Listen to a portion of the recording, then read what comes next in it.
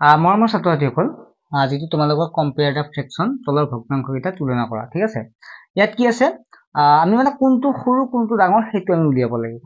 ইতিমধ্যে আমি ক্লাছ 7.7 লৈকে পঢ়াইছো, তোমালোকে যদি কোনো চোৱা নাই ভিডিঅ'বিলাক প্লেলিষ্টত গৈ চাব পাৰিবা, ঠিক আছে। আৰু বাকীখিনি আমি আৰম্ভ কৰি মানে পঢ়াই দিম, তোমালোকে পাই যাবা। গতিকে চেনেলটো ছাবস্ক্ৰাইব কৰি ল'বা সকলোৱে, চেনেলটোৰ প্ৰতি মৰম দিবা সকলোৱে, এতিয়া আমি যিমান পাৰোঁ চেষ্টা কৰিম।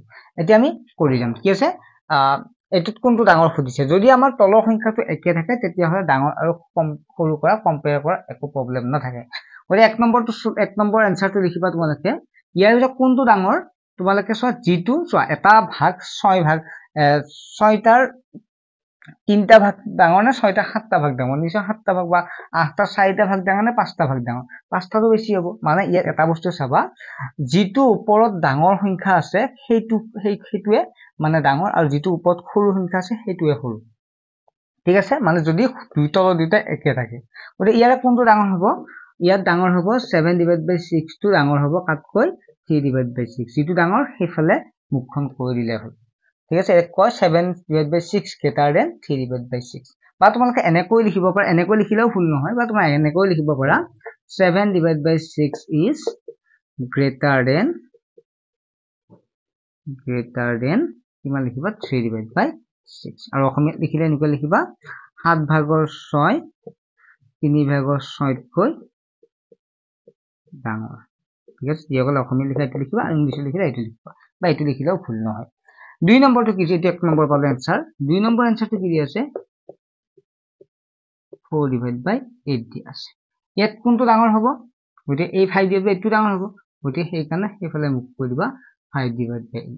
আৰু ইয়াত লিখিলে এনেকৈ লিখিব পাৰিবা 4/8 is smaller than, মানে সৰু, smaller than 5/8।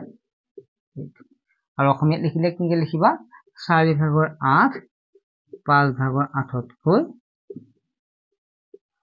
সৰু, ঠিক আছে। আৰু এটা আছে 3 নম্বৰটো, 2/9 আৰু 1/9। এইটো কোনটো ডাঙৰ হ'ব, 3 নম্বৰ সলিউশন কৰোঁ। 3 নম্বৰটো মই লিখি দিছোঁ বাৰু, 2/9 টো 1/9তকৈ ডাঙৰ হ'ব, সেইকাৰণে 2/9 greater than 1/9। আৰু তোমালোকে ইয়াত এনেকৈ লিখিব পাৰিবা 2/9 is greater than 1/9। আৰু অসমীয়াত লিখিলে লিখিব পাৰিবা 2/9 1/9তকৈ, এইটোৱে তোমালোকৰ এনসাৰ, ঠিক আছে। এইটোৱে আছিল ৱৰ্কশিট আৰু 7.8 7.9টো তোমালোকৰ নেক্সট ভিডিঅ'ত পাই যাবা।